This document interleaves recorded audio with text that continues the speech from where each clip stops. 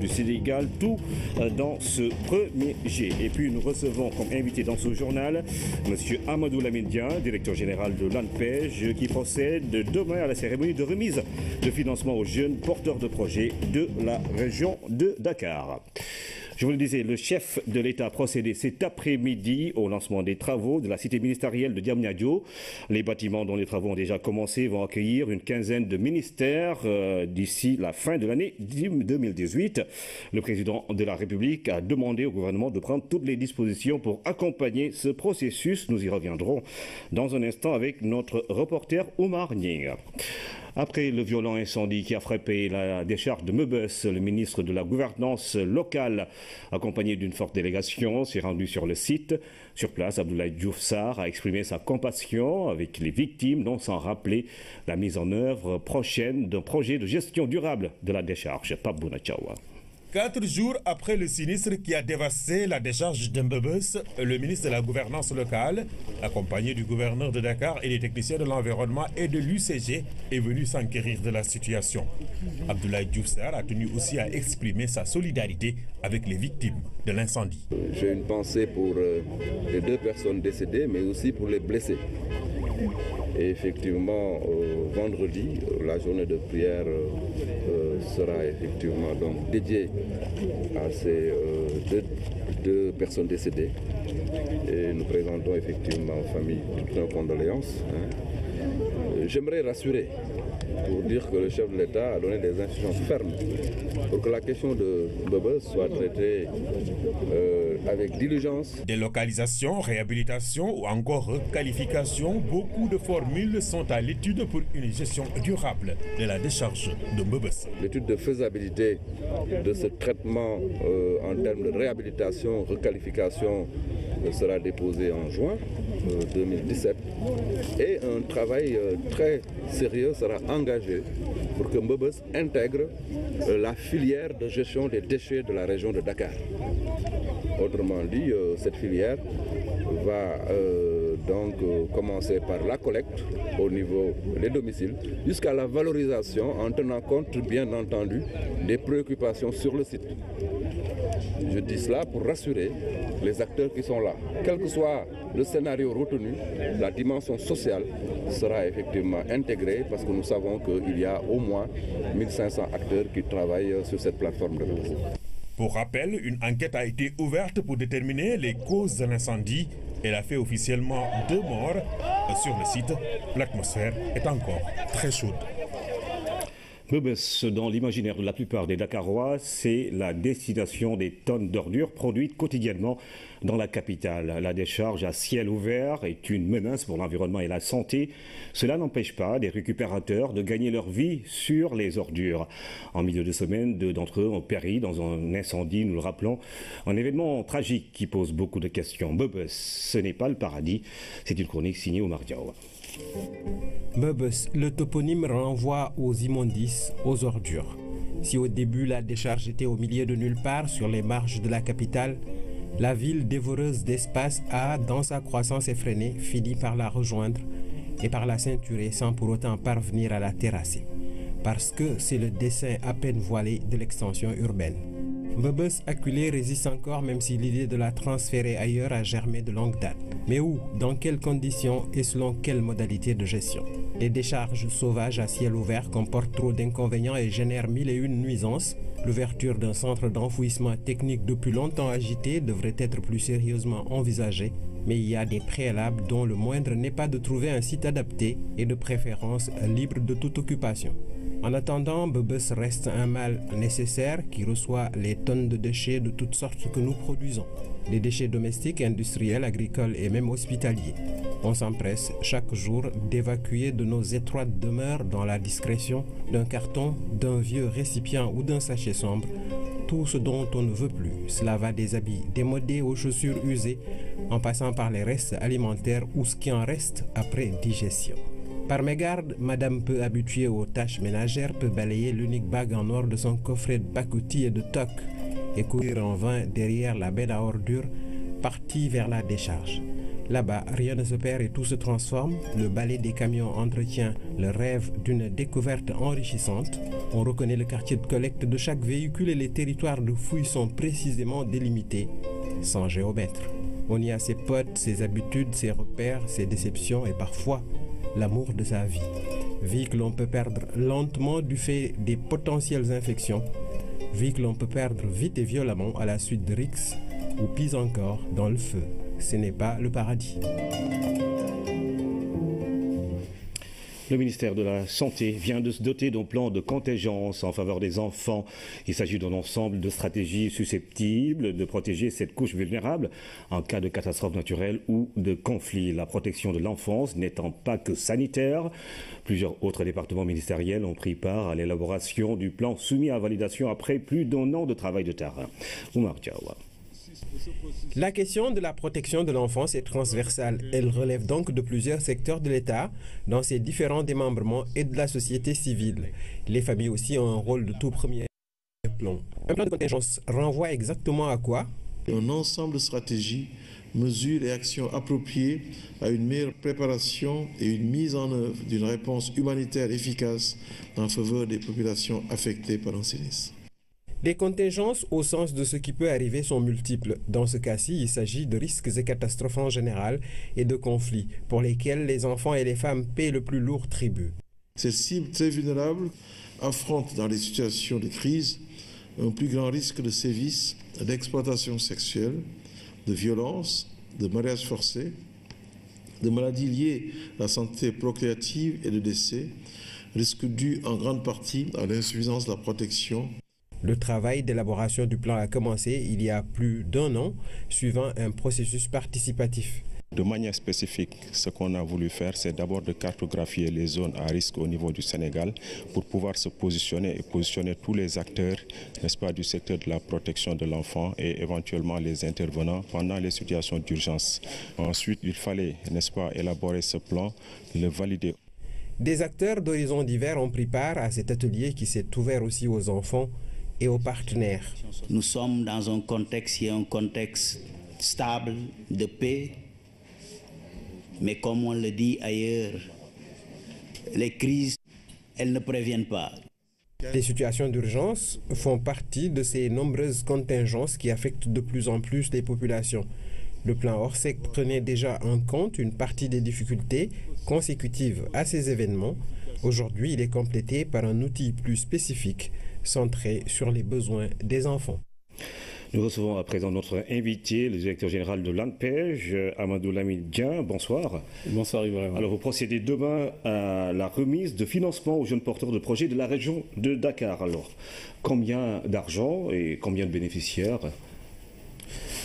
Merci Ibrahim de me donner cette occasion de parler de cet événement.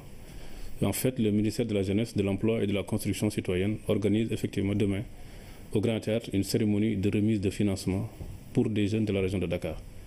C'est 647 projets précisément qui ont été retenus pour être financés pour un montant de 1,5 milliard. Je dois simplement préciser que Dakar reste une étape. Nous allons ensuite continuer dans toutes les autres régions du Sénégal, parce que là également c'est important de le préciser. L'Agence nationale pour la promotion de l'emploi des jeunes qui a été créée il y a juste 2 ans avait commencé à remettre des financements. Mais devant l'intérêt suscité par ces financements, le président de la République a décidé de nous allouer une enveloppe additionnelle de 3 milliards qui nous a permis aujourd'hui de retenir autant de projets et qui nous permettrait ensuite de continuer dans les régions. Alors, les bénéficiaires, comment est-ce qu'on les retient? Quels sont les critères? Nous avons un dispositif d'accueil et d'orientation de tous les demandeurs d'emploi. Nous avons à cet effet des conseillers en emploi qui aident les demandeurs à élaborer les plans d'affaires.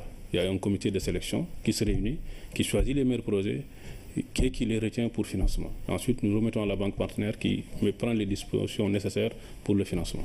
Alors, sur ces projets-là, quels sont les domaines ciblés, les secteurs d'activité? Nous ne nous focalisons pas sur un secteur particulier. C'est le porteur du projet qui vient avec une idée. Il dit, écoutez, moi, je veux investir le secteur de l'agriculture. Nous analysons les possibilités, faisons une analyse financière, économique, sociale pour dire, écoutez, c'est bon. Nous l'aidons à monter son plan d'affaires et une fois que c'est bon, nous le mettons dans le circuit de financement pour mise en œuvre. Et là, je dois préciser que ce sont tous les secteurs d'activité qui sont retenus dans le cadre de ces projets. dans le domaine de l'agrobusiness, des services, de l'artisanat, du commerce, du transport. Donc autant de secteurs qui ont été identifiés et portés par ces jeunes et qui ont été retenus pour être financés demain. Alors, les enveloppes vont varier de combien à combien? Quelles sont les sommes retenues? Les sommes sont déterminées par l'ambition des projets que les jeunes présentent. Nous avons des projets de 500 000, nous avons des projets de 5 millions et il peut même arriver qu'on aille au-delà. L'essentiel, c'est aujourd'hui que les jeunes comprennent qu'au niveau de l'agence, ils ont des possibilités, des instruments qui sont à leur disposition et qui leur permettent de réussir leur projet personnel. Et je dois préciser à ce niveau également que ce n'est pas uniquement une enveloppe de 3 milliards qui est disponible au niveau de l'agence. Le président de la République, personnellement, s'est investi auprès de la Banque africaine de développement pour obtenir un financement de 18 milliards pour le projet d'appui à la promotion de l'emploi des jeunes et des femmes. Dans lequel projet, nous avons une ligne de crédit de 4 milliards qui est également dédiée au financement des projets des jeunes. Ceux qui ont suivi également la clôture du programme des vacances citoyennes cette année ont entendu le Premier ministre annoncer déjà que cette enveloppe de 3 milliards va être portée à 10 milliards pour, encore une fois de plus, amplifier le volume des financements. Autant de ressources qui sont en train d'être mobilisées pour, encore une fois de plus, prendre à bras le corps le problème du chômage et du sous-emploi des jeunes. Quels sont vos objectifs en termes de nombre de jeunes à financer d'ici les prochaines années? Nous avons un plan stratégique de développement qui vient d'être validé par les services du ministère de l'économie et des finances et dans lequel plan nous avons un contrat de performance. Et ce n'est pas moins de 100 000 emplois que nous entendons créer dans les 3 prochaines années. Et à ce niveau, il faut également se féliciter des dispositions du ministère de l'économie et des finances qui a bien voulu, dans le cadre de sa programmation budgétaire, allouer à l'agence dans les 3 prochaines années une somme de 22 milliards. Et je pense que autant de ressources qui permettront à l'agence de pouvoir mettre en œuvre les différents projets et programmes qui sont conçus à l'interne et qui sont exclusivement dédiés à l'insertion des jeunes. Alors, financer, c'est bien, mais après, sur le plan comptable, le suivi, évaluation de ces projets, on a vu beaucoup de fonds à l'époque, mais ce problème est resté entier. On vous a entendu, lors de votre passage au Conseil économique et social, relever justement ce fait. Quelles sont les dispositions que vous allez prendre justement pour que cet argent ne soit pas éparpillé? Oui, effectivement, nous avons tiré les enseignements des expériences passées pour essayer d'apporter des innovations dans le suivi non financier comme financier. Nous avons ce qu'on appelle au niveau de l'agence un réseau de juniors conseils d'entreprise qui permettent de suivre les promoteurs qui sont financés sur le plan, de les encadrer sur le plan administratif, financier, comptable, parce que nous nous sommes effectivement rendus compte que pour la plupart, il faut quand même continuer à capaciter ces gens-là pour réussir leur projet personnel. Nous avons donc un réseau de juniors conseils d'entreprise qui accompagne les promoteurs, mais également au niveau de l'agence, nous avons les conseillers en auto-emploi qui continuent à suivre les jeunes jusqu'à ce qu'ils puissent réussir leur projet. C'est l'innovation que nous avons apportée. Dans le plan de décaissement également, nous avons apporté des innovations. Nous nous sommes rendus compte que des fois, il est difficile de remettre à quelqu'un une enveloppe de 5 millions et de le laisser partir. Donc on évalue en fonction des besoins prioritaires, nous remettons l'argent et en fonction également des étapes ultérieures à dérouler, essayer de mettre l'argent à disposition. Pour dire simplement que nous sommes conscients que nous n'avons pas suffisamment de ressources et que les jeunes également ont besoin d'être accompagnés pour réussir leur projet personnel. Et à ce niveau, nous avons mis en place un système assez innovant qui permet d'accompagner les jeunes, de l'encadrer sur le plan administratif, financier, comptable, pour lui permettre de réussir son projet et impacter positivement sur l'économie. Peut-être que tous les projets ne vont pas répondre à vos attentes. Est-ce que vous avez des projections sur le taux de réussite, justement? Quels sont les taux que vous attendez en matière de réussite? Dans toute activité, il y a une dose de risque, mais je pense que l'encadrement permet quand même de minimiser ce risque. L'essentiel, c'est que nous avons quand même retenu d'encadrer tous les promoteurs que nous finançons jusqu'à ce qu'ils puissent rembourser et ensuite continuer leur propre activité. Alors ce sera demain donc, 27 décembre au Grand Théâtre de Dakar. Tout à fait. Merci Amadou Lamine Dia, directeur général de l'ANPEJ, l'Agence nationale pour la promotion de l'emploi des jeunes, qui procède demain à la remise de financement aux jeunes porteurs de projets de la région de Dakar. Alors pourquoi les autres régions ne sont pas prévues? C'est juste une étape, comme je le rappelais au début de mes propos, parce que là également nous sommes partis des statistiques. Sur plus de 3000 demandes de financement, la région de Dakar constitue par exemple plus de 40% des demandes. Nous sommes dit donc il faut commencer par résorber cette demande assez importante pour ensuite continuer dans les régions. Mais je dois rassurer les porteurs de projets des autres régions. Nous allons dès le mois prochain continuer le processus de financement des jeunes parce que comme je le disais tantôt, Nous avons des ressources qui sont mises à nos dispositions et je pense qu'on peut commencer avec ces ressources pour toucher le maximum de jeunes qui sont porteurs de projets. Et tout ceci pour témoigner encore une fois de plus de l'importance que le gouvernement accorde à la promotion de notre emploi. Nous sommes conscients aujourd'hui que ce n'est pas à travers l'emploi salarié qu'on peut résorber ce chômage des jeunes. Par conséquent, il faudrait qu'ils s'intéressent à l'entrepreneuriat et les instruments sont là pour les accompagner. On va suivre tout cela. Ce sera demain donc la première cérémonie, donc après les autres, avec une enveloppe de 1,5 milliard pour plus de 600 projets. Merci. Il fait froid à Dakar, pas trop, mais le thermomètre affiche des fois moins de 20 degrés le matin. Une fraîcheur en alternance avec une chaleur par moment. Mais chez les populations, mieux vaut se prémunir et ça relance le commerce des habits lourds. Vestes, blousons s'écoulent vite, de même que les différents types d'encens. Astuces contre un climat changeant, c'est un reportage d'Aminata Bengfal. Le froid s'est bien installé au Sénégal, particulièrement à Dakar. Un vent frais souffle depuis quelques jours sur la capitale. Selon les prévisions de la météo, une alternance avec la chaleur peut souvent intervenir. Effectivement, nous sommes en période de fraîcheur et le vent qui a soufflé ces derniers jours montre effectivement qu'on est en période de fraîcheur et il est bien entendu qu'il arrivera à des moments où vous aurez quelques périodes de chaleur. Cette période de froid va se poursuivre jusqu'au mois de mars-avril avec des températures relativement faibles au petit matin dans certaines zones du pays. Dans les zones telles que Kolda, Linguère et autres, donc il y a quelquefois les températures descendent très très basses. Pour le moment, on enregistre jusqu'à 18 dans certaines localités, 18-17 le matin. Et il faut remarquer que Dakar est toujours un peu particulier, bien qu'on sent la fraîcheur, mais à cause de la présence, de la proximité de l'océan, donc il y a la mer joue un phénomène d'inertie thermique, donc ce qui fait que on peut avoir des températures relativement plus élevées le matin à Dakar qu'à l'intérieur du pays. Un changement de climat ressenti chez la population à travers le port vestimentaire, pulls, écharpes, vestes, entre autres habits de froid, réapparaissent. Du côté des vendeurs, l'heure est au changement de stock. Durant la période de fraîcheur, nous changeons de marchandises. Nous les achetons en Turquie et en Chine. Il y en a pour toutes les bourses.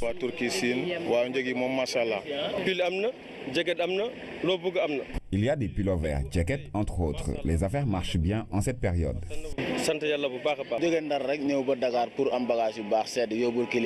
J'ai quitté Saint-Louis pour venir à Dakar acheter des habits pour les revendre.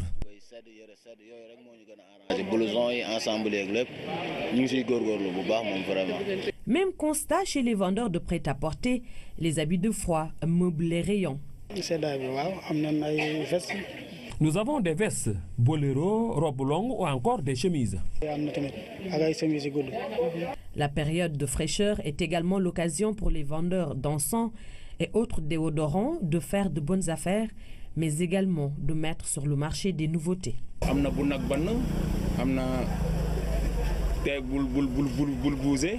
Il y a le Bounagban, il y a également Boule Bouger. Boule Bouger, c'est surtout pour retenir les maris à la maison.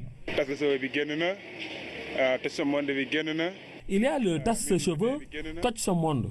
En plus, c'est pas cher, avec 1500, on peut s'en procurer.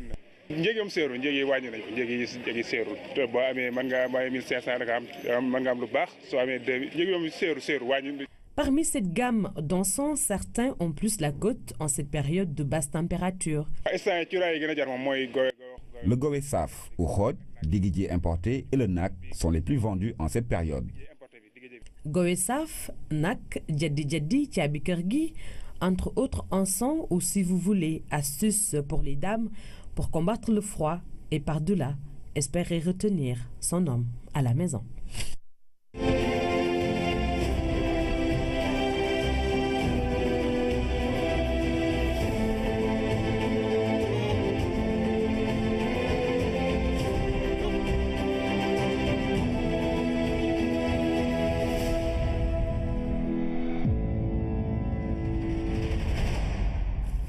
Voilà, nous y sommes. Rétrospective 2016. 2017 s'approche. La rédaction du journal télévisé revient avec vous sur les faits et événements qui ont marqué l'année qui s'achève. La rétro 2016 démarre aujourd'hui donc. Au menu économie, agriculture, élevage, pêche. Sans oublier la rétro des régions et c'est Tamba qui ouvre le bal. Nous sommes avec Thierno Armadossi. Thierno, bonsoir, c'est à vous. Ibrahima, bonsoir. Bienvenue au studio Mamadou Diop. Vous l'avez dit, 2016 tire à sa fin. Ce soir, donc, la rédaction du journal télévisé ouvre une fenêtre sur les faits saillants de l'actualité de ces 12 derniers mois.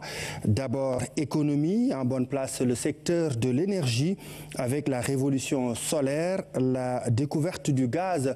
Ensuite, le budget record de 3 360 milliards de francs CFA. On ne peut ne pas mentionner la relance des industries et le regain de compétitivité de notre environnement économique. Une économie, une année, Aramdao.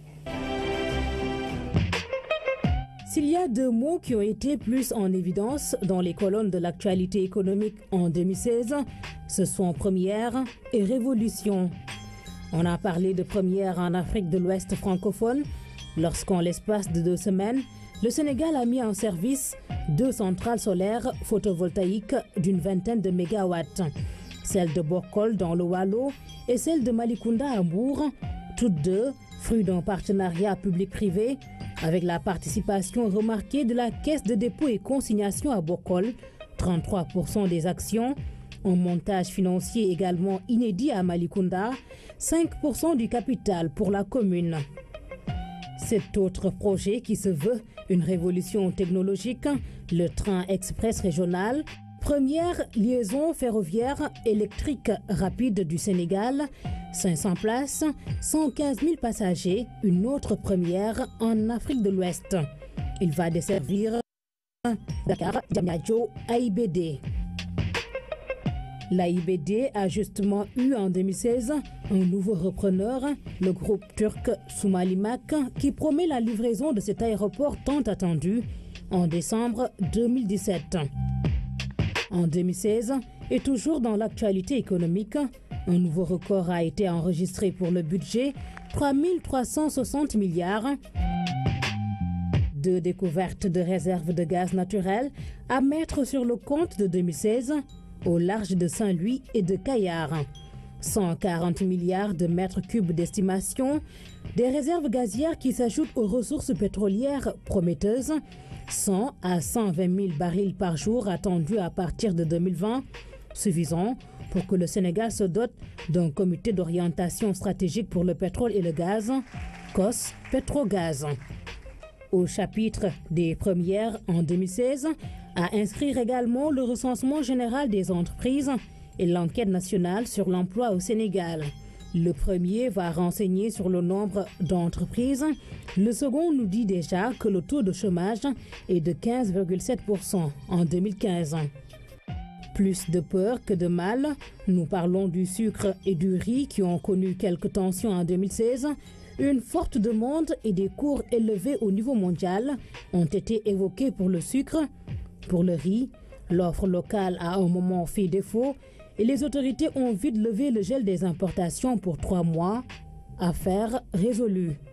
Une autre affaire, le sort de Suneor définitivement scellé. Il a été rebaptisé Sonacos SA.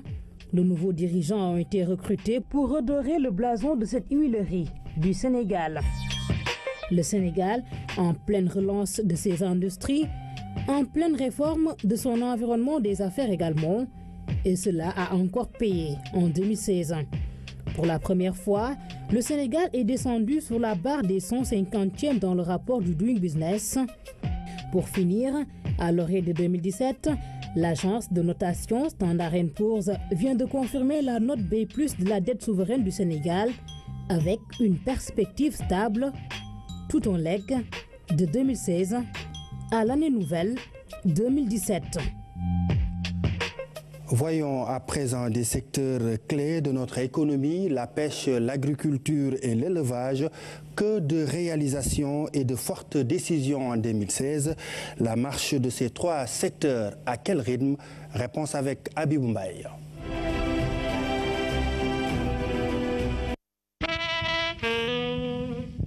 Dans l'axe 1 du PSE, il est clairement défini la transformation structurelle de l'économie et de la croissance. Cette vision claire fait appel à un triptyque, agriculture, élevage et pêche. En 2016, tous les leviers sont actionnés pour préserver les équilibres socio-économiques. Étant la 3e année de mise en œuvre du PRACAS, programme d'accélération de la cadence de l'agriculture sénégalaise, 2016 a aussi enregistré de réels acquis, tant dans les productions que dans les mesures prises.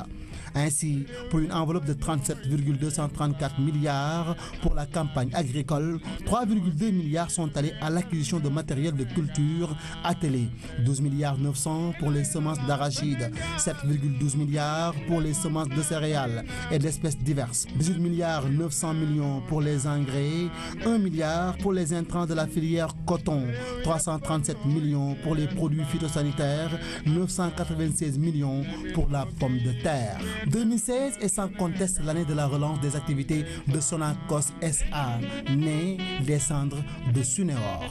2016 a aussi été un tournant pour la reconstitution du capital semencier avec la création de nouvelles variétés de semences homologuées par l'ISRA, de même que par l'ANCAR. L'année 2016 a charrié de belles innovations dans le sous-secteur de l'élevage. 2 événements majeurs ont jalonné sa marche. La Journée internationale du lait à Dara Djolof et la Journée nationale de l'élevage à Ndioum. La dernière nommée a été mise à profit par le chef de l'État pour annoncer l'installation de 120 plateformes solaires, la valorisation du lait local avec la suppression de la TVA, l'annulation des droits de douane sur l'entrée au Sénégal du cheptel à pied. Le chef de l'État a aussi brandi le bâton à cette occasion avec de fortes mesures prises pour combattre le vol de bétail par le durcissement en vue des peines de prison non incompressibles allant de 5 à 10 ans. Et pour brandir la carotte dans le sous-secteur de l'élevage, 2016 a été l'année de recrutement exceptionnel de 300 agents destinés à combler le déficit de personnel des services pastoraux. Le mur de clôture du ranch de Doli, long de 125 km, est achevé à 80% en 2016. L'élevage, c'est aussi le démarrage en 2016 du PRONAM, Programme national d'autosuffisance en moutons, pour 34 milliards de francs CFA en 10 ans pour juguler l'importation massive de moutons de Tabaski. Le projet régional d'appui au pastoralisme a vu le jour en 2016 avec un financement de 15 milliards de francs CFA de la Banque mondiale.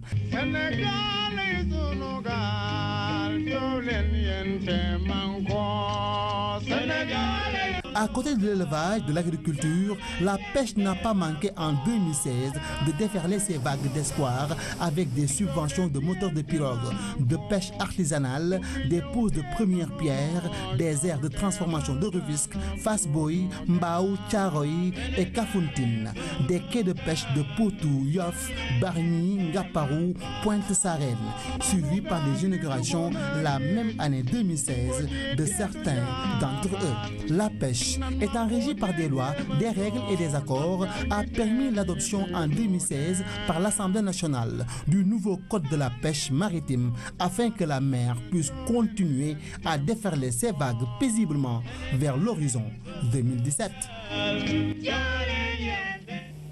En 2016, le chef de l'État a engagé de grandes réalisations entre infrastructures et programmes spéciaux. Le Sénégal, en 2016, a vu naître de grands chantiers, coups de projecteur sur les grandes réalisations de cette année à la commande Oreïtiam. 2016 a été une année très riche et féconde en termes de réalisation au profit de l'économie et des populations sénégalaises. Nous passons à une phase supérieure. Lancé il y a un peu plus d'1 an, le programme d'urgence de développement communautaire PUDC a connu un essor fulgurant en imprimant sa marque dans le monde rural. Le PUDC, doté d'une enveloppe de 113 milliards de francs CFA, permettra de construire ou de réhabiliter 3048 km de pistes rurales, 250 forages et châteaux d'eau, d'électrifier 325 villages et de mettre à disposition 5000 équipements de transformation et de décortiqueuses et batteuses. Cet important programme s'inscrit dans le deuxième pilier du PSE, capital humain, protection sociale et développement durable. Et avec le prochain programme destiné destiné aux zones frontalières dénommées Puma. Le développement des zones citées est en bonne voie. Le budget a été dégagé en 2016 et le coordonnateur nommé. En 2016, le président Macky Sall, fidèle à son attachement au monde rural, a effectué une tournée économique à vocation agricole dans les régions de Kaolack et Kaffrine, où il a eu des discussions avec les producteurs. Dans le même sillage de la quête d'émergence, l'énergie occupe une place centrale, notamment le solaire, marqué par l'installation des centrales de 20 MW à Bokol et Malikunda, qui vont donner l'électricité à des milliers de Sénégalais. La centrale à charbon des industries chimiques du Sénégal entre également dans ce volet énergétique. Le chef de l'État a ainsi procédé à l'inauguration de cette nouvelle infrastructure de 22 milliards de francs CFA qui contribue à la relance de ce fleuron de l'économie sénégalaise pour le développement industriel. Le développement des infrastructures routières s'est également fait sentir en 2016 avec le prolongement de la VDN et aussi celui de l'autoroute à péage jusqu'à Sindia via Diamniadio à IBD, soit un total de 36 km. Dans la modernisation des cités religieuses, Touba, Tivaouane, Thiénaba, Yoff, Ndiassane, Kaolack, Popenguine font l'objet d'un ambitieux programme initié par le président Sall en vue de faciliter l'accueil et l'hébergement des hôtes et fidèles lors des grands événements. Le long chapelet de réalisations et de projets en 2016 aura été sans conteste marqué par le lancement du train express régional TR devant relier Dakar à Diamniadio. L'inauguration est prévue le 14 janvier 2019 pour conforter le pays sur les rails de l'émergence. Et cette année, la rédaction du journal télévisé a décidé de mettre à contribution ses antennes régionales. À l'honneur ce soir, le Sénégal oriental. Beaucoup d'investissements pour la pêche artisanale, 2,5 milliards de francs CFA pour la filière banane.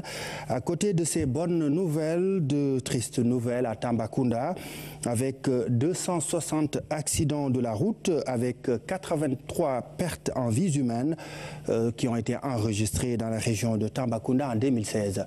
Abdoulaye Sinkare.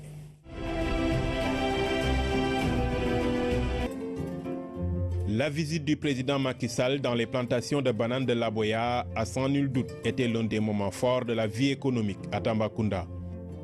À Gouloumbou, le chef de l'État a promis d'injecter 2,5 milliards de francs dans le secteur. Dès le mois de janvier 2017, 500 hectares de terre seront aménagés et mis à la disposition des producteurs.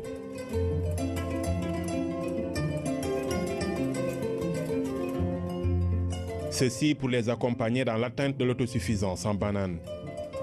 Sur les 50 000 tonnes de consommation annuelle, le Sénégal ne produit que 28 000. À Gouloumbou toujours, les pêcheurs du fleuve Gambie ont eux aussi fini l'année sur une note positive. Ils ont reçu du ministère de la Pêche et de l'Économie maritime 20 pirogues motorisées accompagnées de 120 gilets de sauvetage. Un ouf de soulagement pour ces riverains qui, de 2003 à nos jours, ont payé le prix fort pour pêcher sur ces eaux calmes du Gambie. Plus d'une vingtaine de tués par un tristement célèbre hippopotame. Dans la foulée, le ministre Oumar Gueye annonce la mise aux normes du marché aux poissons de Tambacounda pour l'année 2017. Sur le plan social, un nouveau jour se lève pour l'habitat. La SNHLM lance en décembre un projet de 100 logements sociaux construits sur un site de 17 hectares. C'est la première fois depuis 1986 que l'institution déroule un programme de ce genre dans la région. Avec 12 millions, il est possible d'avoir un logement décent, payable entre 5 et 15 ans. Sur les routes, Tamba a vécu une odyssée macabre. 260 accidents ont été comptabilisés entre janvier et novembre. Ils ont fait 83 morts et 505 blessés.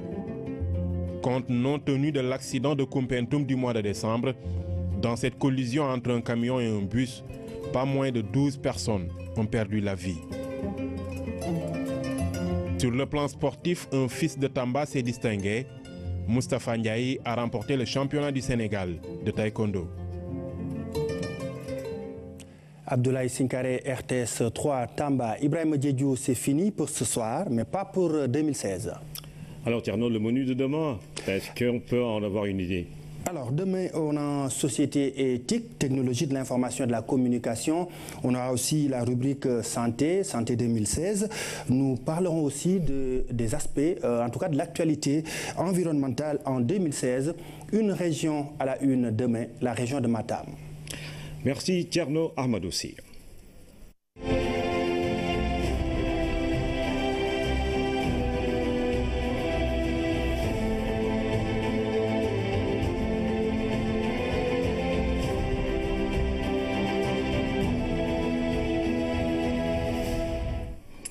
Après la rétro 2016, nous revenons sur la cérémonie de cet après-midi. Le chef de l'État a procédé au lancement des travaux de la cité ministérielle de Diamniadio. Les bâtiments dont les travaux ont déjà démarré vont accueillir une quinzaine de ministères dès la fin de l'année 2018. Une économie de 6 milliards sur les charges locatives de l'État. Le président de la République a demandé au gouvernement de prendre toutes les dispositions pour accompagner ce processus. Oumar Nying. Encore sur le terrain, avec une tenue en cohérence avec cette visite de chantier à travers lequel le chef de l'État lance la construction de la cité ministérielle Dakar-Diamniadio. Monsieur le Président, cette infrastructure a bénéficié de vos conseils tout le long de son concept et de son design. Vous vous rappelez, lorsque je vous ai vu la première fois, vous nous avez donné quelques recommandations. La première recommandation, c'était d'avoir un bâtiment moderne, intelligent, complètement équipé électroniquement. En effet, c'est pour ça qu'on a eu ce design en alucobond, dans les façades en alucobond.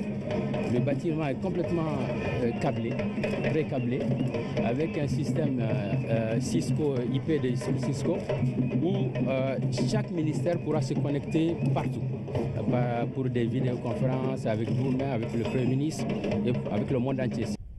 En fait, les travaux ont déjà commencé sur le site situé derrière le centre de conférence Abdou Diouf. Ce sont des sphères ministérielles qui seront érigées. 4 immeubles de 8 étages à usage de bureaux, entièrement meublés et équipés. Les bâtiments qui sortent déjà de terre vont ceinturer un centre multifonctionnel. Un réseau de voirie, un parking souterrain et un centre de production d'énergie solaire vont compléter. Le projet est piloté par l'Agence du patrimoine bâti de l'État. Il va coûter 56 milliards de francs. Le financement est assuré par Envol Immobilier grâce à un prêt de 30 milliards de francs CFA octroyé par son partenaire financier, Coris Banque Internationale. Excellence, Monsieur le Président de la République, nous sommes ravis de contribuer substantiellement au financement du projet de la cité ministérielle Dakar-Diamniadio. Ce projet, qui s'inscrit dans le cadre de la nouvelle stratégie de développement mise en œuvre par le gouvernement du Sénégal, je veux parler du plan Sénégal émergent, inspire confiance et visibilité aux partenaires financiers que nous sommes. Monsieur le Président de la République, il nous plaît aussi de saluer votre vision, ainsi que les dispositions particulièrement innovantes que vous avez prises pour drainer des investissements privés en soutien aux actions vigoureuses que vous développez pour installer de façon définitive et irréversible le Sénégal sur la voie de l'émergence. Monsieur le Président de la République, la cérémonie d'aujourd'hui, aussi bien dans sa conception que dans son déroulement, se veut illustrative de la volonté du groupe Envol de vous accompagner dans le cadre d'un partenariat public-privé. La cité ministérielle répond au souci du chef de l'État de moderniser l'administration pour l'aligner aux standards internationaux. Le tout au bénéfice de l'usager. Mesdames et messieurs, ces sphères composées de 9 immeubles dont la livraison est prévue en fin 2018 abriteront une quinzaine de ministères et près de 10 000 agents de l'État. Notre administration bénéficiera ainsi de 120 000 mètres carrés d'espace de bureaux équipés et meublés, comptant un nombre de pièces assez substantiel Il permettra en outre de réaliser à partir de l'année 2019 une économie de 6,5 milliards de francs CFA sur les charges locatives de l'État qui seront systématiquement injectés sur des projets d'investissement. C'est le renouveau administratif qui est ainsi en marche. Le président Macky Sall invite le gouvernement à réfléchir d'ores et déjà sur le processus devant conduire à cette étape importante. Le gouvernement devra prendre toutes les dispositions nécessaires pour une prise en charge efficace de toutes les questions relatives au déplacement des ministères à Diamniadio. Ça voudra dire que la problématique du transport des agents devra être traitée de façon adéquate. L'accès au logement, y compris à Diamniadio, dans le pôle, le paiement du péage, la restauration. Donc c'est tout le volet renouveau administratif qui doit accompagner cet esprit nouveau. Et dans ce cadre, j'invite le Premier ministre à mettre en place des comités techniques chargés de piloter ces processus. Diamniadio traduit la volonté du chef de l'État de construire un pôle urbain en phase avec l'ambition de l'émergence. Cela suppose évidemment du courage. La cité ministérielle de Diamniadio est un jalon. Des buildings administratifs régionaux seront construits dans chaque chef-lieu afin d'offrir à tous les citoyens, partout où ils se trouvent sur le territoire national, la même qualité de service public. Sur les 56 milliards que va coûter le financement de la cité ministérielle Dakar-Diamniadio, les 75% sont apportés par la Coris Bank, une nouvelle banque installée à Dakar depuis le 24 novembre 2016. La Coris Bank se dit aussi prête à accompagner la réalisation d'infrastructures et le développement du secteur privé. Hamidou Diop. La Coris Bank entre en force au Sénégal. Pour financer la cité ministérielle Dakar-Diamniadio, Coris Bank met sur la table 30 milliards de francs CFA. Comme partenaire financier, elle accompagne Envol Immobilier dans la construction de cette Smart City. Aujourd'hui, nous sommes ravis de contribuer substantiellement au financement du projet de la cité ministérielle Dakar-Diamniadio. Ce projet, qui s'inscrit dans le cadre de la nouvelle stratégie de développement mise en œuvre par le gouvernement du Sénégal, je veux parler du plan Sénégal émergent, inspire confiance et visibilité aux partenaires financiers que nous sommes. 15 ministères seront déplacés ici. Plus de 10 000 travailleurs vont occuper ce site. Grâce à ce genre de financement, l'État du Sénégal va considérablement réduire sa facture de loyer. Dès 2019, une économie de 6 milliards par an sera réalisée. Je voudrais féliciter véritablement la Coris Bank, qui est installée il y a à peine un mois au Sénégal. Vous m'avez dit en novembre. Et qui prend en charge le financement pour 30 milliards de francs. S'il n'y a pas cette audace, si on reste dans les règles prudentielles, dans les calculs, voyez-vous, de rentabilité, attendre que l'État fasse d'abord les avances, etc., je pense qu'on n'en serait pas là. Et vous méritez vraiment toutes nos félicitations. On a écouté avec beaucoup d'attention l'appel du président de la République qui est totalement en phase avec nous, ce que nous voulons faire au Sénégal. Et d'ailleurs, notre présence ici en est une confirmation. Nous nous positionnons ici pour accompagner dans le financement des projets dans le cadre du PSE, mais également nous allons nous positionner sur les très petites, les moyennes entreprises. Les PME et PMI sont notre cible privilégiée de clientèle. Accompagner l'État du Sénégal dans ses projets d'envergure et participer au développement de l'économie. Voilà en résumé les objectifs de la Coris Bank qui vient tout juste de s'installer au Sénégal ce 24 novembre 2016. L'actualité internationale à présent, elle nous conduit en République démocratique du Congo, en Israël et en Grande-Bretagne. Nous démarrons par le Nigeria et cette nouvelle attaque de Boko Haram, cher Traoré. Boko Haram se signale à nouveau au Nigeria. Une femme kamikaze s'est tuée ce lundi sur un marché de Maiduguri dans le nord-est du pays. La police n'a toutefois pas précisé si d'autres personnes étaient mortes dans l'explosion de son engin artisanal. Mais des témoins signalent des blessés dont le nombre n'est pas précisé. Cette attaque survient 3 jours après l'annonce par le président nigérian de la reprise de la forêt de Sambisa, fief de Boko Haram. Mohamedou Buhari parlait de l'écrasement final des djihadistes dans leur dernière enclave. 22 personnes tuées à la machette, c'est le bilan macabre du week-end de Noël à Beni dans l'est de la République démocratique du Congo. Les autorités locales qui ont fait le constat attribuent cette attaque aux rebelles des ZAF, les forces démocratiques alliées. Depuis octobre 2014, cette région est ensanglantée par une série de tueries. Plus de 700 morts ont été jusque-là enregistrés. Ces attaques ont créé la panique, poussant les habitants à fuir, ont dit des témoins qui ajoutent que les cultes de la nuit de Noël ont été anticipés du fait de l'insécurité. L'armée a lancé une traque pour retrouver les agresseurs. Benjamin Netanyahu est furieux contre Barack Obama et les pays qui ont voté la résolution de l'ONU condamnant la colonisation en Palestine. Il est clair que l'administration américaine l'a initiée et soutenue, en a supervisé la formulation et exigé qu'elle passe, s'est importé le chef du gouvernement israélien.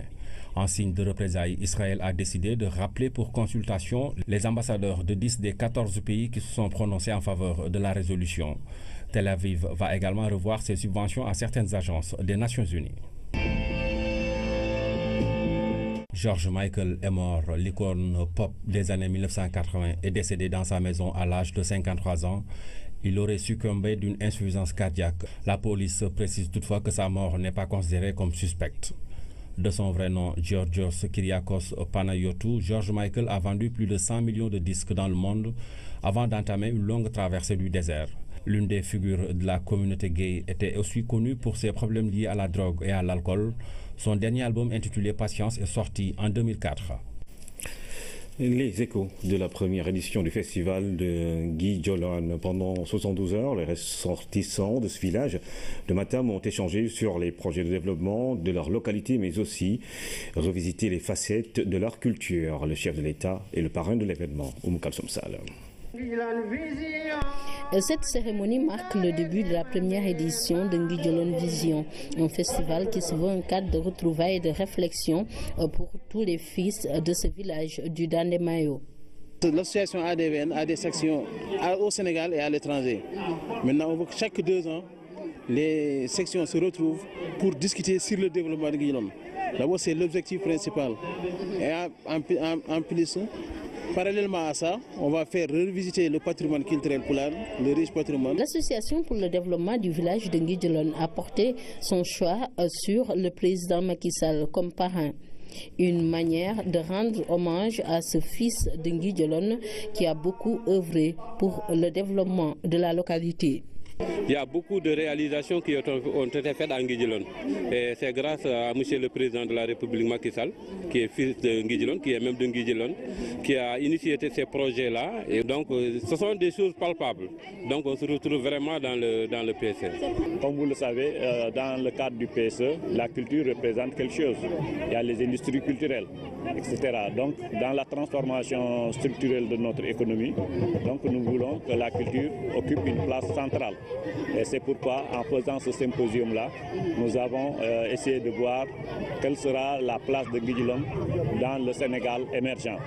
Donc, comment nous allons développer notre terroir, la commune en l'occurrence, donc pour qu'on puisse aller avec l'élan que le président de la République Macky Sall veut imprimer au pays. Parmi les invités d'honneur de cette première édition, des membres de l'ONG Ndefleng qui, pendant 72 heures, vont communier avec leurs cousins poulards. Des enfants talibés qui fêtent Noël, c'est à la limite de l'inédit. Élèves et étudiants de la commune de Wakhinane Nimzatt l'ont initié. Des dons en vivres ont été remis à des pensionnaires de différents daras. Amine Touré. Noël des enfants talibés, l'initiative est d'ordre humanitaire. En cette fin d'année, ces enfants issus des écoles coraniques de la commune de Wakhinane Nimzatt n'ont pas été oubliés. À l'œuvre de cette main tendue, les élèves et étudiants de la localité. Au moment où les autres enfants reçoivent des cadeaux, eux, ils sont laissés à rade. Nous avons pensé à redonner leur sourire au même titre que les autres enfants. C'est pourquoi nous avons organisé cette journée. Mais aussi, cette journée entre dans le cadre de cultiver un esprit de solidarité dans la commune. Pour accompagner cet élan de solidarité, les élus locaux et plusieurs responsables éducatifs ont pris part à la fête. Au moment où les gens sont en train de festoyer, peut-être qu'ils oublient quelque part leur véritable mission, leur véritable tâche dans la communauté. Et ces jeunes étudiants ont dit au fond, nous allons résister. Nous allons résister contre cette marée festive et nous allons développer quelque chose qui soit utile pour nous et pour la communauté. Et nous pensons que c'est un acte éminemment positif qui va dans le sens vraiment de pouvoir donner la conscience qu'il faut aux Sénégalais, comme quoi que la solidarité ne doit pas être un vain mot. Les bénéficiaires ont exprimé toute leur gratitude aux promoteurs de cette œuvre sociale, une manière aussi de placer l'éducation coranique au cœur des préoccupations quotidiennes de toute la nation. Vous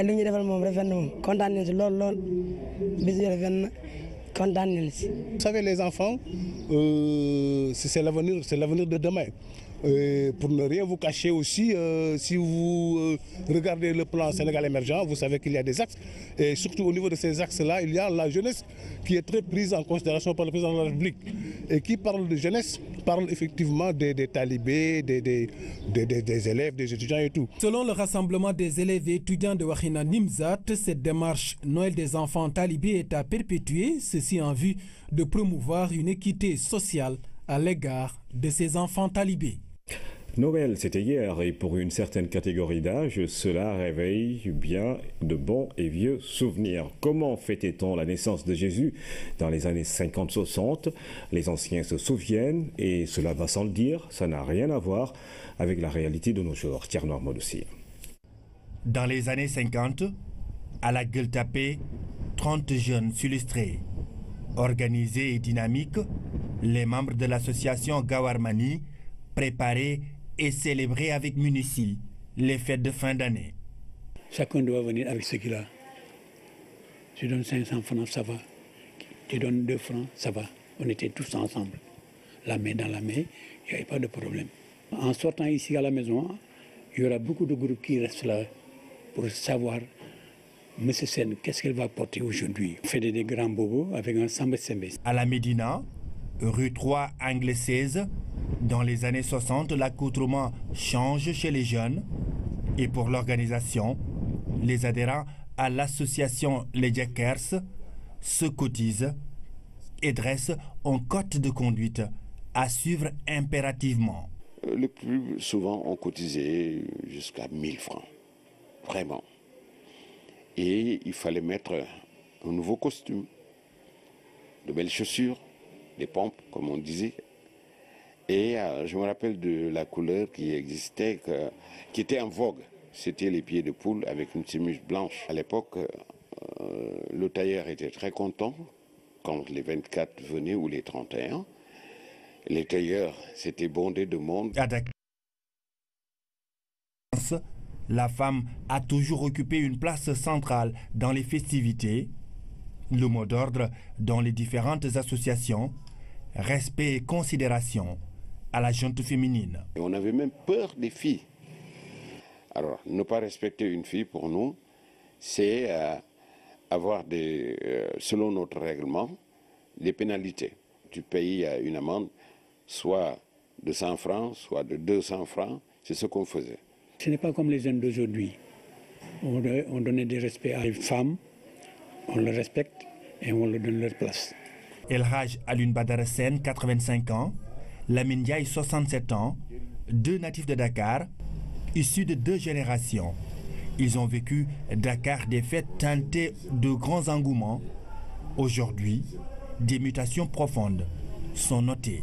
L'ardeur que les gens avaient lorsque les fêtes venaient, cette ardeur a complètement changé par rapport au réalisme de certains Sénégalais qui, ma foi, ne fêtent plus. Les Gawarmani à la Gueule-Tapée, les Djerkers à la Médina, 2 associations qui ont marqué 2 quartiers de Dakar. Le seul regret de nos 2 interlocuteurs, la nouvelle génération n'a pas pris le relais. Aujourd'hui, les fêtes de fin d'année sont célébrées de façon dispersée et avec moins d'engouement. Tout à fait autre chose du sport. Cyclisme, le Tour de World Sénégal est arrivé à Ziguinchor. Cette course initiée par les cyclistes de la région de Thiès tend à faire la promotion de la discipline dans notre pays. Une remise de fournitures scolaires aux établissements de la localité a marqué l'arrivée dans le sud du Sénégal. Abdoulaziz Bana. Après 150 km parcourus depuis Banjul, la capitale gambienne, voilà les cyclistes de Thiès Baobab Club à Ziguinchor. Une course initiée dans le cadre du projet World Sénégal, une activité qui fait la promotion du cyclisme dans notre pays. Participer à l'émergence du cyclisme au Sénégal. Donc le concept du World Sénégal, c'est de faire du cyclisme, promouvoir le cyclisme et en même temps soutenir les écoles dans leur éducation, surtout la jeune enfance. L'étape de Ziguinchor est marquée par une course sur un circuit fermé au niveau des artères de la ville. Une course saluée par les responsables de la Ligue régionale de cyclisme. C'est un bouquet d'oxygène pour la région de la Casamance, d'autant plus que nous avons traversé des moments difficiles. Aujourd'hui, si le Baobab World Sénégal font l'étape de Ziguinchor, ça va être un très grand plaisir que nous les accueillons. Le cyclisme est une vieille activité ici à Ziguinchor. Cependant, il reste à l'état amateur. Pour le redynamiser, la municipalité entend soutenir la Ligue et même initier un programme spécial Tour de la Casamance. Qui connaît Ziguinchor, effectivement, sait que c'est une ville qui, effectivement, de par son potentiel naturel, aime effectivement des activités de cette nature. Le cyclisme est une réalité à Ziguinchor. Donc, on pourrait effectivement, au sortir de cette activité, effectivement, envisager un partenariat pour l'inscrire dans l'agenda sportif de la ville de Ziguinchor. Ayant pris le départ depuis la mi-décembre, ces coureurs vont rallier les grandes villes du pays. Chaque étape sera marquée par une prestation et des dons de cahiers aux élèves des différentes localités. C'est la fin de cette édition, mesdames et messieurs. Merci encore une fois de suivre l'actualité tous les jours sur la première chaîne de télévision sénégalaise.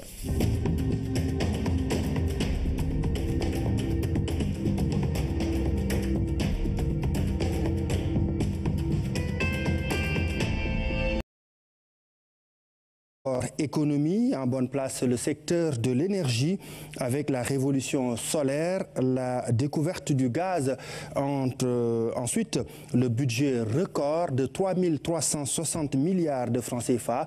On ne peut ne pas mentionner la relance des industries et le regain de compétitivité de notre environnement économique. Une économie, une année, Aram Ndao. S'il y a deux mots qui ont été plus en évidence dans les colonnes de l'actualité économique en 2016, ce sont première et révolution. On a parlé de première en Afrique de l'Ouest francophone, lorsqu'en l'espace de 2 semaines, le Sénégal a mis en service 2 centrales solaires photovoltaïques d'une vingtaine de mégawatts. Celle de Bokol dans le Waalo et celle de Malicounda à Mbour, toutes deux fruits d'un partenariat public-privé, avec la participation remarquée de la Caisse de dépôt et consignation à Bokol, 33% des actions, un montage financier également inédit à Malicounda, 5% du capital pour la commune. Cet autre projet qui se veut une révolution technologique, le train express régional, première liaison ferroviaire électrique rapide du Sénégal, 500 places, 115 000 passagers, une autre première en Afrique de l'Ouest. Il va desservir Dakar, Diamniadio, AIBD. L'AIBD a justement eu en 2016 un nouveau repreneur, le groupe turc Somalimak, qui promet la livraison de cet aéroport tant attendu en décembre 2017. En 2016, et toujours dans l'actualité économique, un nouveau record a été enregistré pour le budget, 3 360 milliards. 2 découvertes de réserves de gaz naturel à mettre sur le compte de 2016 au large de Saint-Louis et de Kayar. 140 milliards de mètres cubes d'estimation, des réserves gazières qui s'ajoutent aux ressources pétrolières prometteuses, 100 à 120 000 barils par jour attendus à partir de 2020, suffisant pour que le Sénégal se dote d'un comité d'orientation stratégique pour le pétrole et le gaz, COS Pétrogaz. Au chapitre des premières en 2016, à inscrire également le recensement général des entreprises et l'enquête nationale sur l'emploi au Sénégal. Le premier va renseigner sur le nombre d'entreprises. Le second nous dit déjà que le taux de chômage est de 15,7% en 2015. Plus de peur que de mal, nous parlons du sucre et du riz qui ont connu quelques tensions en 2016. Une forte demande et des cours élevés au niveau mondial ont été évoqués pour le sucre. Pour le riz, l'offre locale a un moment fait défaut et les autorités ont vite levé le gel des importations pour 3 mois. Affaire résolue. Une autre affaire, le sort de Suneor définitivement scellé. Elle a été rebaptisée Sonacos SA. De nouveaux dirigeants ont été recrutés pour redorer le blason de cette huilerie du Sénégal. Le Sénégal, en pleine relance de ses industries, en pleine réforme de son environnement des affaires également, et cela a encore payé en 2016. Pour la première fois, le Sénégal est descendu sur la barre des 150e dans le rapport du Doing Business. Pour finir, à l'orée de 2017, l'agence de notation Standard & Poor's vient de confirmer la note B+ de la dette souveraine du Sénégal avec une perspective stable tout en legs de 2016 à l'année nouvelle 2017. Voyons à présent des secteurs clés de notre économie, la pêche, l'agriculture et l'élevage. Que de réalisations et de fortes décisions en 2016. La marche de ces 3 secteurs, à quel rythme? Réponse avec Habib Mbaye.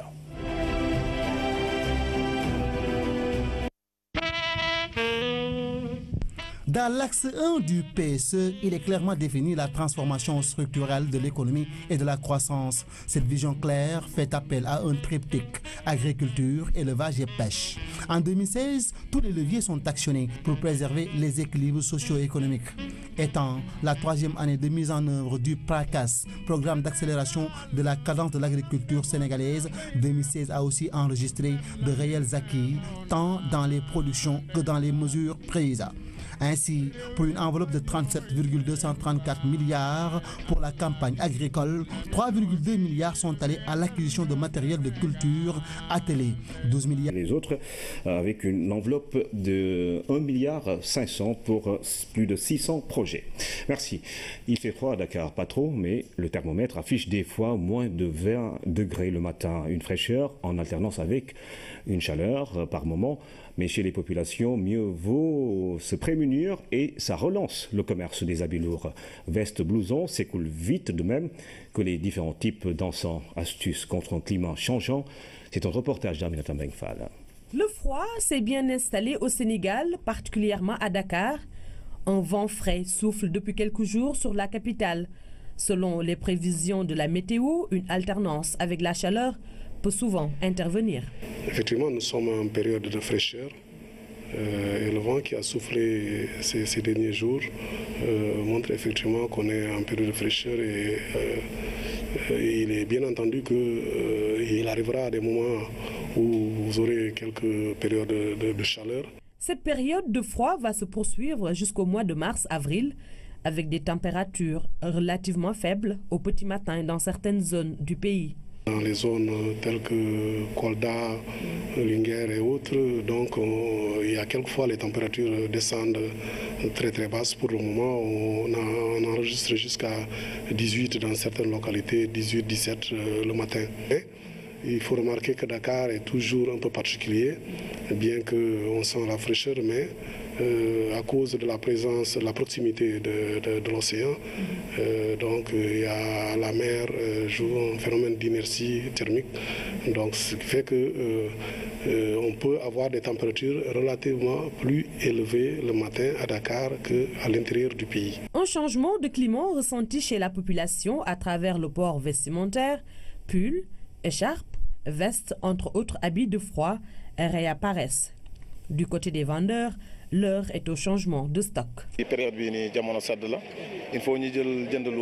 Durant la période de fraîcheur, nous changeons de marchandises. Nous les achetons en Turquie et en Chine. Il y en a pour toutes les bourses.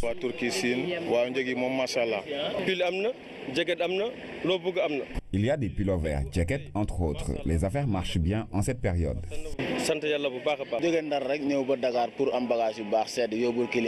J'ai quitté Saint-Louis pour venir à Dakar acheter des habits pour les revendre.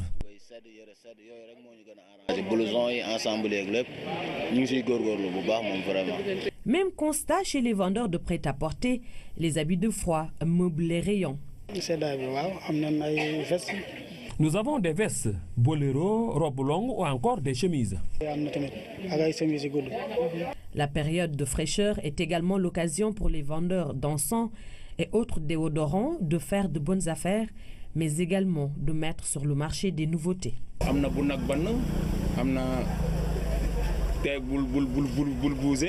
Il y a le Bounagban, il y a également Boule Bouger. Boule Bouger, c'est surtout pour retenir les maris à la maison. Il y a le tasse-cheveux, Touch Son Monde. En plus, c'est pas cher, avec 1500, on peut s'en procurer.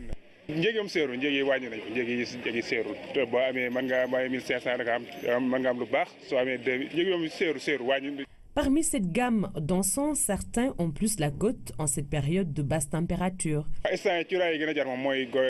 Le Goé Saf, ou Khod, Digidji importé, et le NAC sont les plus vendus en cette période. Goé Saf, NAC, Djaddi Djaddi, Tiabikergi, entre autres encens ou, si vous voulez, astuces pour les dames pour combattre le froid et par-delà, espérer retenir son homme à la maison.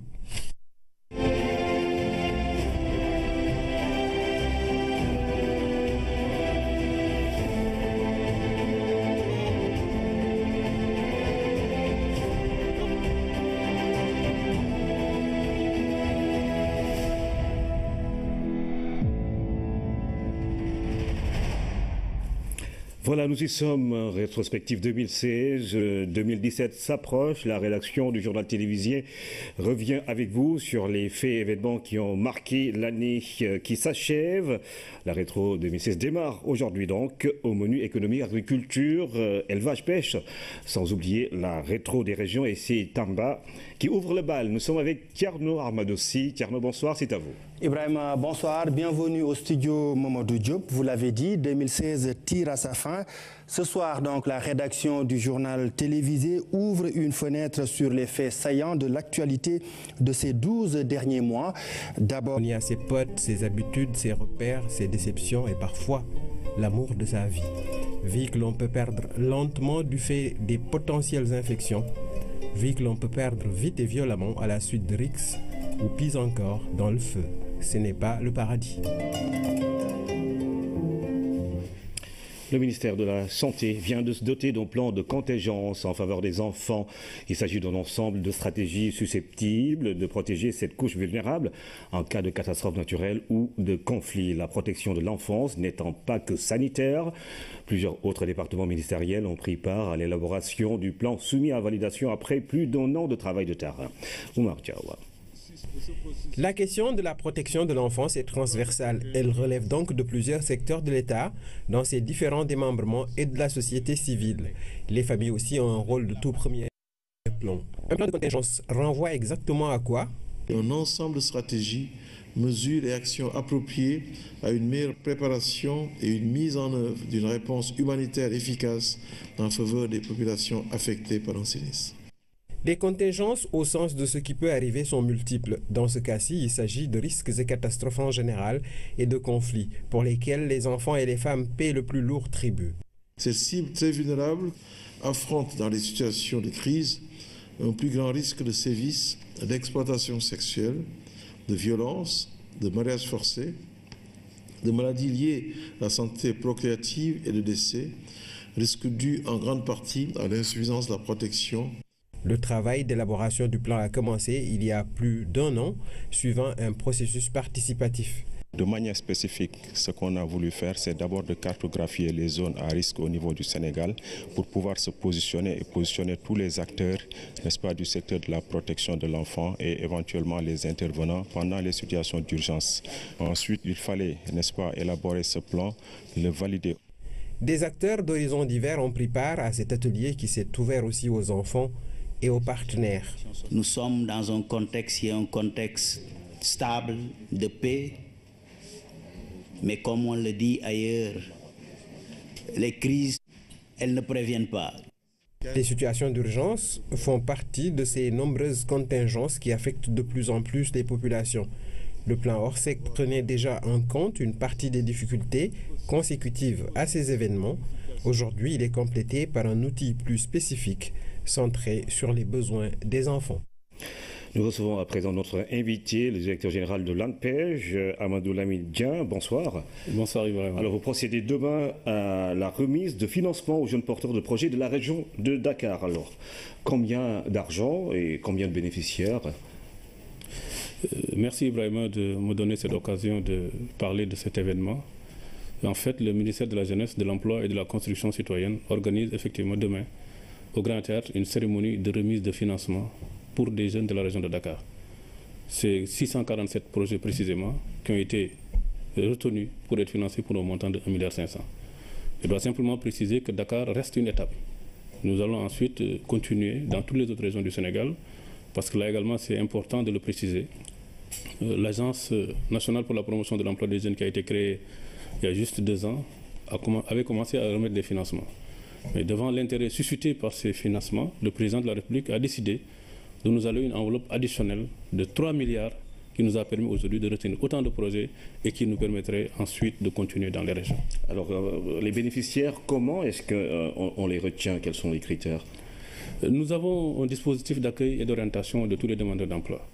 Nous avons à cet effet des conseillers en emploi qui aident les demandeurs à élaborer les plans d'affaires. Il y a un comité de sélection qui se réunit, qui choisit les meilleurs projets et qui les retient pour financement. Ensuite, nous remettons à la banque partenaire qui prend les dispositions nécessaires pour le financement. Alors, sur ces projets-là, quels sont les domaines ciblés, les secteurs d'activité? Nous ne nous focalisons pas sur un secteur particulier. C'est le porteur du projet qui vient avec une idée. Il dit, écoutez, moi, je veux investir le secteur de l'agriculture. Nous analysons les possibilités, faisons une analyse financière, économique, sociale pour dire, écoutez, c'est bon. Nous l'aidons à monter son plan d'affaires et une fois que c'est bon, nous le mettons dans le circuit de financement pour mise en œuvre. Et là, je dois préciser que ce sont tous les secteurs d'activité qui sont retenus dans le cadre de ces projets, dans le domaine de l'agrobusiness, des services, de l'artisanat, du commerce, du transport, donc autant de secteurs qui ont été identifiés et portés par ces jeunes et qui ont été retenus pour être financés demain. Alors, les enveloppes vont varier de combien à combien? Quelles sont les sommes retenues? Les sommes sont déterminées par l'ambition des projets que les jeunes présentent. Nous avons des projets de 500 000, nous avons des projets de 5 millions et il peut même arriver qu'on aille au-delà. L'essentiel, c'est aujourd'hui que les jeunes comprennent qu'au niveau de l'agence, ils ont des possibilités, des instruments qui sont à leur disposition et qui leur permettent de réussir leur projet personnel. Et je dois préciser à ce niveau également que ce n'est pas uniquement une enveloppe de 3 milliards qui est disponible au niveau de l'agence. Le président de la République, personnellement, s'est investi auprès de la Banque africaine de développement pour obtenir un financement de 18 milliards pour le projet d'appui à la promotion de l'emploi des jeunes et des femmes. Dans lequel projet, nous avons une ligne de crédit de 4 milliards qui est également dédiée au financement des projets des jeunes. Ceux qui ont suivi également la clôture du programme des vacances citoyennes cette année ont entendu le Premier ministre annoncer déjà que cette enveloppe de 3 milliards va être portée à 10 milliards pour encore une fois de plus amplifier le volume des financements. Autant de ressources qui sont en train d'être mobilisées pour encore une fois de plus prendre à bras le corps le problème du chômage et du sous-emploi des jeunes. Quels sont vos objectifs en termes de nombre de jeunes à financer d'ici les prochaines années? Nous avons un plan stratégique de développement qui vient d'être validé par les services du ministère de l'économie et des finances et dans lequel plan nous avons un contrat de performance. Et ce n'est pas moins de 100 000 emplois que nous entendons créer dans les 3 prochaines années. Et à ce niveau, il faut également se féliciter des dispositions du ministère de l'économie et des finances qui a bien voulu, dans le cadre de sa programmation budgétaire, allouer à l'agence dans les 3 prochaines années une somme de 22 milliards. Et je pense que autant de ressources qui permettront à l'agence de pouvoir mettre en œuvre les différents projets et programmes qui sont conçus à l'interne et qui sont exclusivement dédiés à l'insertion des jeunes. Alors, financer, c'est bien, mais après, sur le plan comptable, le suivi, évaluation de ces projets, on a vu beaucoup de fonds à l'époque, mais ce problème est resté entier. On vous a entendu lors de votre passage au Conseil économique et social relever justement ce fait. Quelles sont les dispositions que vous allez prendre justement pour que cet argent ne soit pas éparpillé? Oui, effectivement, nous avons tiré les enseignements des expériences passées pour essayer d'apporter des innovations dans le suivi non financier comme financier. Nous avons ce qu'on appelle au niveau de l'agence un réseau de juniors conseils d'entreprise qui permettent de suivre les promoteurs qui sont financés sur le plan, de les encadrer sur le plan administratif, financier, comptable, parce que nous nous sommes effectivement rendus compte que pour la plupart, il faut quand même continuer à capaciter ces jeunes-là pour réussir leur projet personnel. Nous avons donc un réseau de juniors conseils d'entreprise qui accompagnent les promoteurs, mais également au niveau de l'agence, nous avons les conseillers en auto-emploi qui continuent à suivre les jeunes jusqu'à ce qu'ils puissent réussir leur projet. C'est l'innovation que nous avons apportée. Dans le plan de décaissement également, nous avons apporté des innovations. Nous nous sommes rendus compte que des fois, il est difficile de remettre à quelqu'un une enveloppe de 5 millions et de le laisser partir. Donc on évalue en fonction des besoins prioritaires, nous remettons l'argent et en fonction également des étapes ultérieures à dérouler, essayer de mettre l'argent à disposition. Pour dire simplement que nous sommes conscients que nous n'avons pas suffisamment de ressources et que les jeunes également ont besoin d'être accompagnés pour réussir leur projet personnel. Et à ce niveau, nous avons mis en place un système assez innovant qui permet d'accompagner les jeunes, de l'encadrer sur le plan administratif, financier, comptable, pour lui permettre de réussir son projet et impacter positivement sur l'économie. Peut-être que tous les projets ne vont pas répondre à vos attentes. Est-ce que vous avez des projections sur le taux de réussite, justement? Quels sont les taux que vous attendez en matière de réussite? Dans toute activité, il y a une dose de risque, mais je pense que l'encadrement permet quand même de minimiser ce risque. L'essentiel, c'est que nous avons quand même retenu d'encadrer tous les promoteurs que nous finançons jusqu'à ce qu'ils puissent rembourser et ensuite continuer leurs propres activités. Alors ce sera demain donc, 27 décembre au Grand Théâtre de Dakar. Tout à fait. Merci Amadou Lamine Dia, directeur général de l'ANPEJ, l'Agence nationale pour la promotion de l'emploi des jeunes, qui procède demain à la remise de financement aux jeunes porteurs de projets de la région de Dakar. Alors pourquoi les autres régions ne sont pas prévues? C'est juste une étape, comme je le rappelais au début de mes propos, parce que là également nous sommes partis des statistiques. Sur plus de 3000 demandes de financement, la région de Dakar constitue par exemple plus de 40% des demandes. Nous sommes dit donc il faut commencer par résorber cette demande assez importante pour ensuite continuer dans les régions. Mais je dois rassurer les porteurs de projets des autres régions. Nous allons dès le mois prochain continuer le processus de financement des jeunes parce que, comme je le disais tantôt, nous avons des ressources qui sont mises à nos dispositions et je pense qu'on peut commencer avec ces ressources pour toucher le maximum de jeunes qui sont porteurs de projets. Et tout ceci pour témoigner encore une fois de plus de l'importance que le gouvernement accorde à la promotion de notre emploi. Nous sommes conscients aujourd'hui que ce n'est pas à travers l'emploi salarié qu'on peut résorber ce chômage des jeunes. Par conséquent, il faudrait qu'ils s'intéressent à l'entrepreneuriat et les instruments sont là pour les accompagner.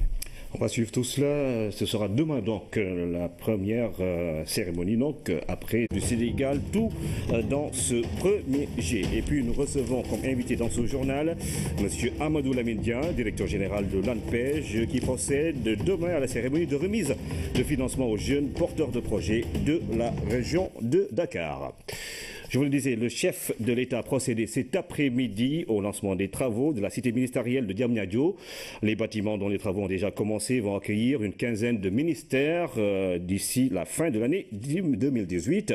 Le président de la République a demandé au gouvernement de prendre toutes les dispositions pour accompagner ce processus. Nous y reviendrons dans un instant avec notre reporter Oumar Ning. Après le violent incendie qui a frappé la décharge de Meubus, le ministre de la Gouvernance locale, accompagné d'une forte délégation, s'est rendu sur le site. Sur place, Abdoulaye Diouf Sarr a exprimé sa compassion avec les victimes, dont sans rappeler la mise en œuvre prochaine d'un projet de gestion durable de la décharge. Pape Bounatchawa. 4 jours après le sinistre qui a dévasté la décharge de Mbebes, le ministre de la Gouvernance locale, accompagné du gouverneur de Dakar et des techniciens de l'environnement et de l'UCG, est venu s'enquérir de la situation. Abdoulaye Diouf Sarr a tenu aussi à exprimer sa solidarité avec les victimes de l'incendie. J'ai une pensée pour les 2 personnes décédées, mais aussi pour les blessés. Et effectivement, vendredi, la journée de prière sera effectivement donc dédiée à ces deux personnes décédées. Et nous présentons effectivement aux familles toutes nos condoléances. J'aimerais rassurer pour dire que le chef de l'État a donné des instructions fermes pour que la question de Mbebes soit traitée avec diligence. Délocalisation, réhabilitation ou encore requalification, beaucoup de formules sont à l'étude pour une gestion durable de la décharge de Mbebes. L'étude de faisabilité de ce traitement en termes de réhabilitation, requalification sera déposée en juin 2017 et un travail très très sérieux sera engagé pour que Mbebes intègre la filière de gestion des déchets de la région de Dakar. Autrement dit, cette filière va donc commencer par la collecte au niveau des domiciles jusqu'à la valorisation en tenant compte bien entendu des préoccupations sur le site. Je dis cela pour rassurer les acteurs qui sont là. Quel que soit le scénario retenu, la dimension sociale sera effectivement intégrée parce que nous savons qu'il y a au moins 1500 acteurs qui travaillent sur cette plateforme de base. Pour rappel, une enquête a été ouverte pour déterminer les causes de l'incendie. Elle a fait officiellement 2 morts. Sur le site, l'atmosphère est encore très chaude. Mbebes, dans l'imaginaire de la plupart des Dakarois, c'est la destination des tonnes d'ordures produites quotidiennement dans la capitale. La décharge à ciel ouvert est une menace pour l'environnement et la santé. Cela n'empêche pas des récupérateurs de gagner leur vie sur les ordures. En milieu de semaine, 2 d'entre eux ont péri dans un incendie, nous le rappelons. Un événement tragique qui pose beaucoup de questions. Mbebes, ce n'est pas le paradis. C'est une chronique signée Omar Diaw. Mbebes, le toponyme renvoie aux immondices, aux ordures. Si au début la décharge était au milieu de nulle part sur les marges de la capitale, la ville dévoreuse d'espace a, dans sa croissance effrénée, fini par la rejoindre et par la ceinturer sans pour autant parvenir à la terrasser. Parce que c'est le dessin à peine voilé de l'extension urbaine. Mbebes acculé résiste encore même si l'idée de la transférer ailleurs a germé de longue date. Mais où, dans quelles conditions et selon quelles modalités de gestion? Les décharges sauvages à ciel ouvert comportent trop d'inconvénients et génèrent 1001 nuisances. L'ouverture d'un centre d'enfouissement technique depuis longtemps agité devrait être plus sérieusement envisagée, mais il y a des préalables dont le moindre n'est pas de trouver un site adapté et de préférence libre de toute occupation. En attendant, Mbebes reste un mal nécessaire qui reçoit les tonnes de déchets de toutes sortes que nous produisons. Les déchets domestiques, industriels, agricoles et même hospitaliers. On s'empresse chaque jour d'évacuer de nos étroites demeures dans la discrétion d'un carton, d'un vieux récipient ou d'un sachet sombre, tout ce dont on ne veut plus. Cela va des habits démodés aux chaussures usées, en passant par les restes alimentaires ou ce qui en reste après digestion. Par mégarde, madame peu habituée aux tâches ménagères peut balayer l'unique bague en or de son coffret de pacotille et de toc et courir en vain derrière la benne à ordures partie vers la décharge. Là-bas, rien ne se perd et tout se transforme. Le balai des camions entretient le rêve d'une découverte enrichissante. On reconnaît le quartier de collecte de chaque véhicule et les territoires de fouille sont précisément délimités, sans géomètre.